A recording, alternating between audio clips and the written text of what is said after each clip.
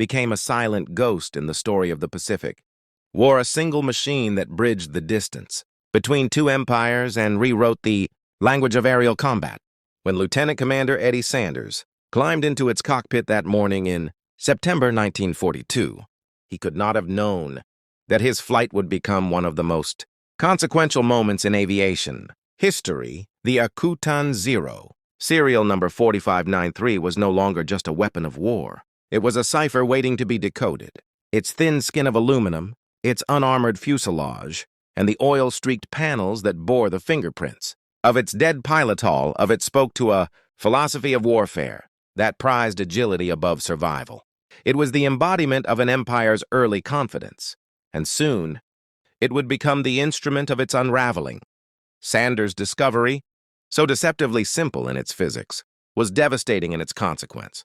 In that San Diego sky, he had peeled back the myth of invincibility.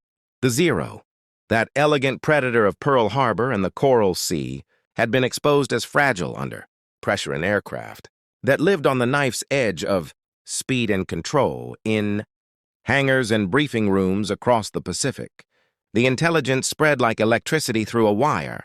The language of air combat changed overnight. The pilots who had once flown in fear now flew with purpose. They dove where once they turned. They rolled hard right where once they tried to match the Zero's circle. And each maneuver written in the air became a quiet requiem for Koga, whose death in an Aleutian bog had opened a door that could never be closed. On the other side of that door, Japan began to bleed. In the months that followed, the Zero's reputation, once carved into the fear of American airmen, began to erode. The machine that had seemed untouchable was suddenly mortal. In combat reports, American pilots described how the enemy's wings stiffened, how they could outroll them, outrun them, outthink them.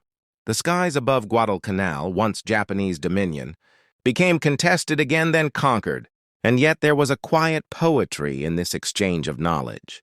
A young man's aircraft had been captured by his enemy, dissected, understood, and used against his own comrades. But through that understanding, war itself had revealed one of its oldest truths. Mastery is born not of hate, but of comprehension. Sanders had not hated the Zero. He had respected it enough to learn its soul, and by doing so defeat it.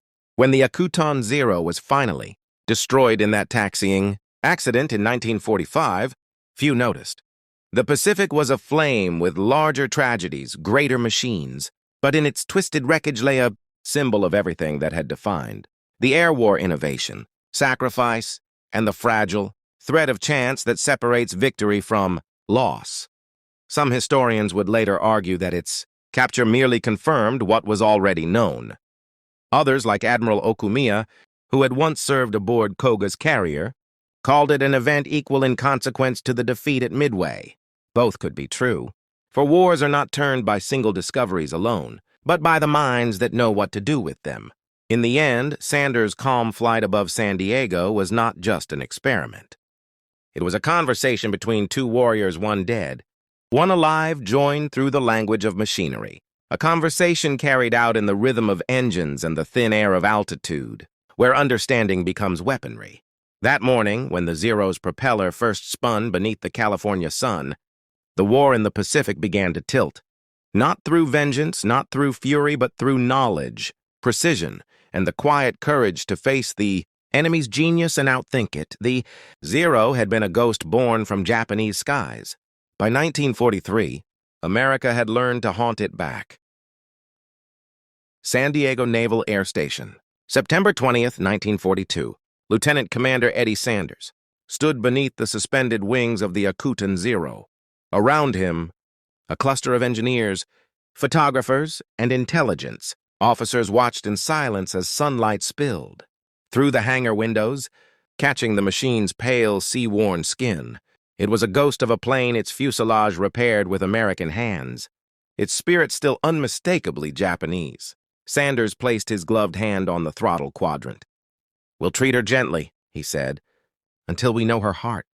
When the propeller blurred into motion and the Sakai 12 engine came alive, the sound startled the crew, a thin, metallic shriek unlike any American radio. It was smooth, high-pitched, more song than roar. This was not brute force. This was art engineered for battle, In the control tower, engineers whispered through headsets, watching Sanders taxi to the runway. "You're clear for takeoff, Commander." "Bring us the truth about that bird." He pushed the throttle forward. The Zero leapt like a living thing, light and eager, lifting off in half the distance required by an F-4F Wildcat. Within seconds, it climbed past 2,000 feet, slicing through the morning haze. "Incredible climb," Sanders reported. "Feels weightless. Almost thinks ahead of me." But as the test flights continued, the perfection began to unravel. At high speeds, the control stick stiffened. The ailerons locked. The engine starved for air in steep dives. The very lightness that gave it grace at low speeds became its curse in the thick, heavy wind of combat. Over the next weeks, Sanders and his team flew it again and again, 32 times in total. They charted every weakness, every quirk. The intelligence reports flowed from San Diego to Washington to Hawaii to the scattered islands where American pilots still fought for inches of sky out. Of those reports came the new gospel of air combat. Never dogfight a Zero, dive to escape. Use your speed. Make your attack in a single slashing pass. Do not turn roll. Tokyo, 1942. In a dimly lit room within the Imperial Navy Air Headquarters, the faint crackle of a radio transmission faded into silence. A junior officer removed his headset and turned to his superior. Lieutenant Koga and his Zero have not returned from patrol. There was a pause, the kind of pause that carried both denial and foreboding. The officer's reply was measured but heavy. "Search the Aleutians. The weather there is unforgiving. But find that aircraft." They would not. For months, the Akutan Zero lay, half buried in the frozen mud of Alaska's wild frontier, its polished skin dulled by mist and rain, its pilot's body preserved by cold. The Imperial Navy assumed both were lost forever. By the time word reached Tokyo that the Americans had recovered the aircraft, it was too late. The ghost had already begun to whisper its secrets to the enemy. In the following months, subtle changes appeared in American air tactics. Reports filtered through from the Solomons and New Guinea American fighters, once hesitant, now diving with impossible confidence, turning battles into traps. Japanese intelligence officers noticed the pattern but could not explain it. Vice Admiral Shigeru Fukudome, one of Japan's foremost strategists, later wrote, "We were puzzled by their sudden improvement. It was as if they had learned to think like us." They had. Rabaul Airfield, late 1943. Flight Lieutenant Saburo Sakai, the famed ace, stood beside his Zero, its fuselage patched and weary. "They no longer fear us," he muttered to his crew chief. "Before we circled them like hawks. Now, they strike and vanish, the pride of the Imperial Navy Air Service, the machine that had once ruled the Pacific. Sky was now being outflown by heavier, rougher aircraft designed in the Zero's image, yet engineered to kill it. The psychological toll was immense. The Zero had been more than an airplane.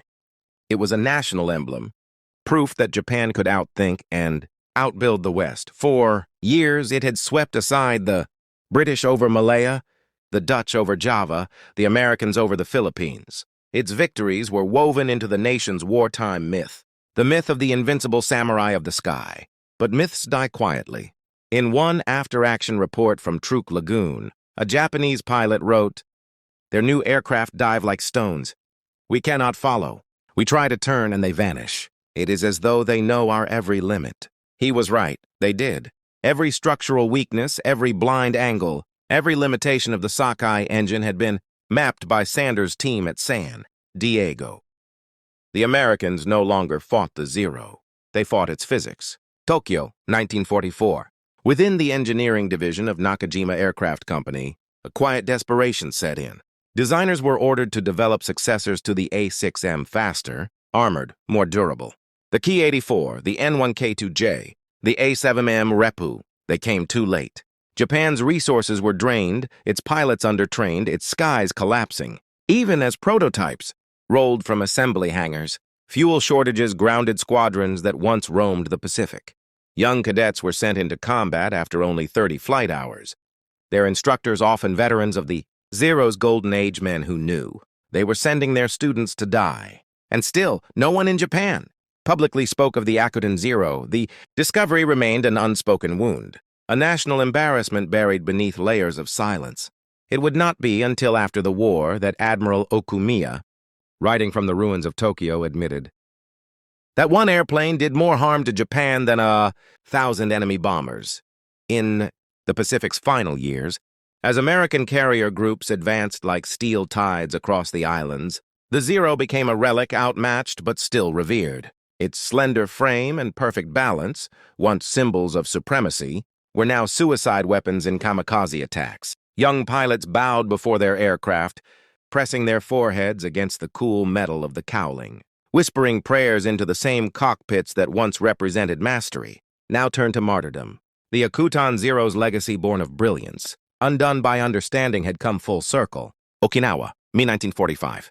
A Zero, stripped of its paint, its rising sun faded and scarred, dived from the clouds toward an American destroyer. Anti-aircraft shells tore it apart mid-descent. For an instant, the pieces glittered in the sunlight like falling glass. A sailor on deck whispered, "That was a beautiful plane."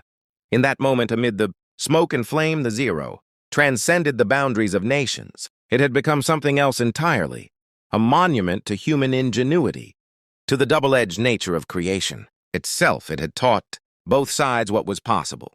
It had shown that knowledge, once shared, no longer belongs to any single flag. Post-war 1951. In an American museum, children stood before the salvaged engine of the Akutan Zero. The guide spoke softly. "This was the first Japanese fighter we ever flew.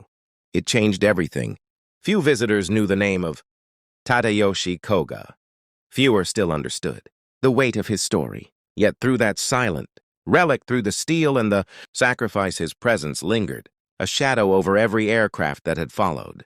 And so, in the end, the Akutan Zero became more than wreckage.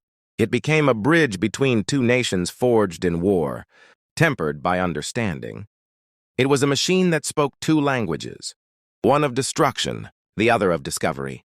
And in that rare, tragic balance lies the true anatomy of victory. Key. Post-war skies, 1946. The world was quiet again. The guns had fallen silent, the airfields abandoned, and the oceans once blackened by fleets now shimmered with the calm of uneasy peace. Yet across those same skies where the Zero once reigned, its shadow remained. Not as fear, not as legend, but as influence. In laboratories, design studios, and hangars across America, engineers traced their fingers along captured fragments of the Zero's skin, studying the way its wings blended seamlessly into the fuselage, the way its control surfaces whispered rather than fought against the wind. For the first time, they began to see flight not as resistance, but as cooperation. The Zero had taught its enemies to fly better. Dayton, Ohio, 1947.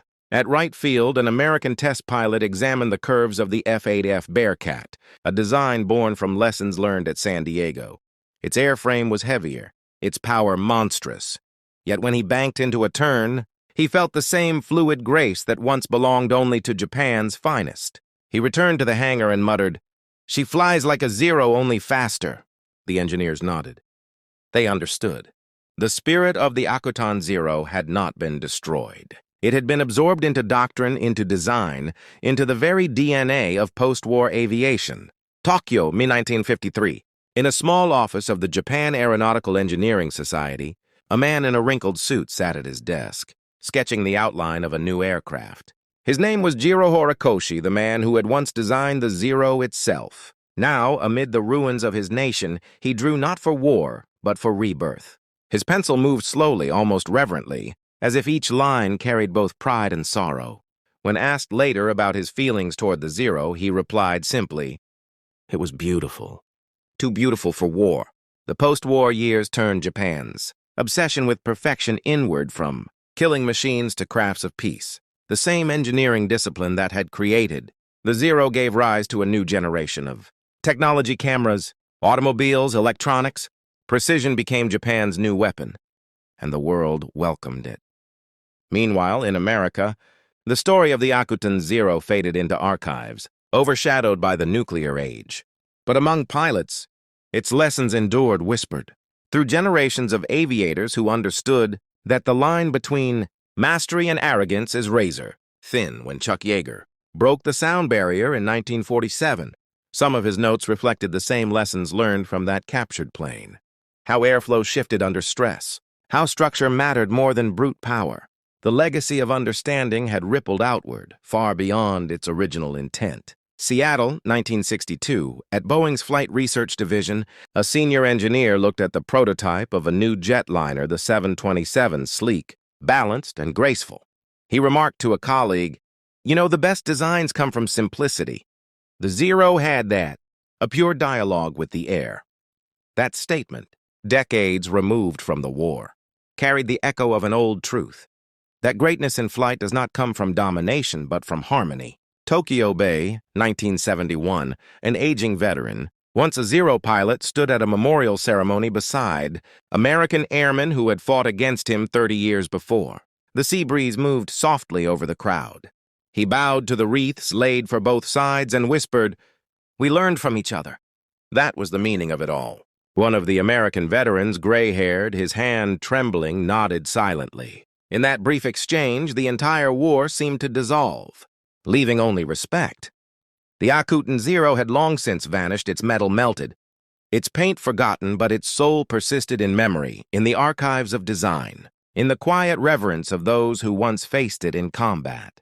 Because war, for all its destruction, often leaves behind strange gifts: knowledge, humility, the understanding that one's enemy may also be one's greatest teacher. In museums across the world today, restored Zeros rest in silence, their wings outstretched beneath soft light, their insignias repainted with care. Children press their faces to the glass, seeing only the shape of a plane. But to the few who know, those thin lines of aluminum hold the entire story of the Pacific of courage, tragedy, and transformation. A small plaque beside one reads, "The Akutan Zero captured July 1942. Its study changed the course of the Pacific. War, no mention of Koga, no mention of Sanders, just the machine itself, as if history had chosen to let the object speak for the men who once guided it, and perhaps that is how it should be, because the true legacy of the Akutan Zero is not victory or defeat. It is the understanding that beauty, once created, belongs to no single nation, and that every flight, every innovation, every leap into the unknown carries within it both the light and shadow of human ambition. When the engines roar and the wheels leave the earth, the ghosts of the past rise with them unseen, but never forgotten. Among them, forever, flies one quiet spirit from Akutan Island, the Zero that fell, and yet never stopped teaching mankind how to soar. Akutan Island, present day. The wind moves across the tundra the way it always has, low, constant, and mournful. It brushes through the tall grass and over the rusted remnants buried in the bog. There is no sign now of war, no hangars, no footprints, no wreckage visible to the eye, only the faint outline of a depression in the earth, where once, in the summer of 1942, a young pilot tried to land his crippled fighter. The Aleutian fog still clings to the island's ridges, rolling down like the breath of memory. Seabirds cry above the cliffs, their voices the only movement in a world otherwise still. To most who pass by, Akutan is nothing an uninhabited fragment of land in a chain of forgotten volcanoes. But beneath its soil lies one of the quietest turning points in modern history. A small team of historians stands at the site. One kneels, brushing aside the moss and frozen mud. Beneath it glints a single piece of corroded aluminum stamped, faintly with kanji characters and the ghost of an identification. "Number 593, one of them whispers. This was it. They do not speak for a long time. The wind carries the silence for them, the same wind that 83 years ago howled through Koga's cockpit as his engine sputtered its last breath. That doctrine, born from a single captured machine, would define every American engagement over the Pacific for the next 2 years. Guadalcanal, November 1942. Captain Marion Carl, one of the Marine Corps' top aces, read the report before climbing into his Wildcat. "So that's how she breathes," he muttered. Hours later, he'd tested in combat diving from 20,000 feet, the Zero struggling behind him, its wings trembling under the strain. "They can't follow," he shouted into his mic. "They can't follow a dive." What had begun in the mud of Akutan Island had now spread like wildfire across the Pacific. Knowledge had become the weapon. And yet there was a strange reverence among the American pilots. They spoke of the Zero not as an enemy, but as a teacher. Even Sanders himself, in a post-war interview, admitted, It was a beautiful airplane, deadly, but beautiful. We didn't destroy it. We learned from it. By late 1943, the lessons of the Akutan Zero had birthed a new generation of American aircraft, the F-6F Hellcat and the F-4U Corsair, both designed with that captured machine's secrets in mind. Heavier, faster, tougher. They could dive past the Zero, climb out of reach, and strike from altitude the Japanese had once commanded. Rabaul, 1944. Japanese pilots, veterans of the early glory days, now faced enemies who knew their every move. They turned and the Americans didn't follow. They climbed and the Americans waited, diving down like hawks. Each dogfight became a slow, inevitable unraveling, not of courage but of technology. In post-war Tokyo, historian Masatake Okumiya would later write, "The capture of the Akutan Zero was a disaster for Japan. We lost the advantage of surprise and we never regained it." The irony was haunting. Tadayoshi Koga, the young pilot who had died trying to save his crippled aircraft, had given his enemy the key to his nation's defeat. His death was accidental, his engine cut by a bullet. His landing gear snagged in a swamp, yet it changed the balance of the Pacific, war more profoundly than any single dogfight.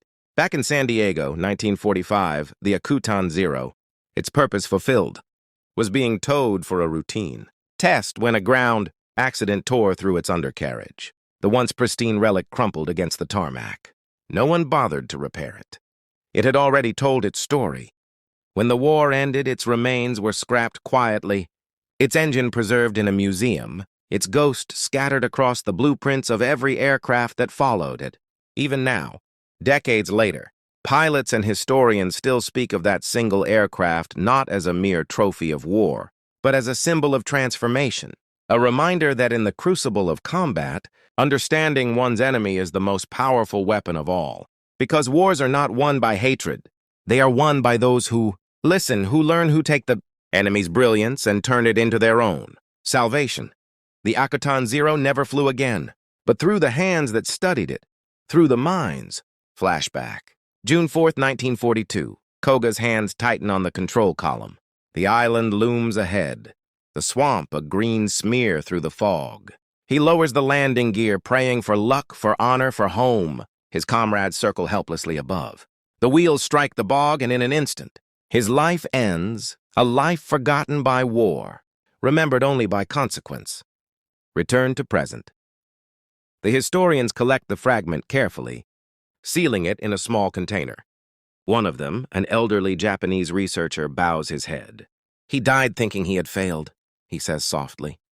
But in truth, he changed everything. Beside him, an American historian replies, "Because of him, we understood the Zero. Because of that understanding, the war ended sooner. Fewer men died. They stand together, facing the sea two nations once divided, now united in reflection. The camera drifts upward. Below, the island shrinks into the vast blue of the North Pacific, endless, indifferent, eternal, somewhere. In that cold expanse lies the invisible line between triumph and tragedy, between invention and destruction. The narrator's voice fades in calm, contemplative, almost whispering. History does not shout. It whispers. And sometimes its greatest moments lie hidden, beneath the silence, beneath the wind and the waves, in the quiet resting place of a single machine. The view widens, sweeping over the ocean, where sunlight glints across the water like fragments of polished metal. The music rises low strings, a haunting melody that carries the tone of remembrance, not victory. The Akutan Zero was not just an airplane, it was the bridge between two worlds, the gift of knowledge born from tragedy, a relic of war that taught humanity once more how to fly and how to understand. As the final line fades, the screen cuts to black. A single caption appears in white. Dedicated to Lieutenant Tadayoshi Koga, 1919-1942, and Lieutenant Commander Eddie Sanders, 1908-1985. Two pilots, two nations, one sky. The music swells, a mix of shakuhachi flute and orchestral strings merging, east and west, just as the story itself has done. Over the end credits, archival photographs appear. The Akutan wreck, Sanders at the controls, the engineers at Wright Field, Japanese aces smiling beside their Zeros. One by one, the images dissolve into the clouds.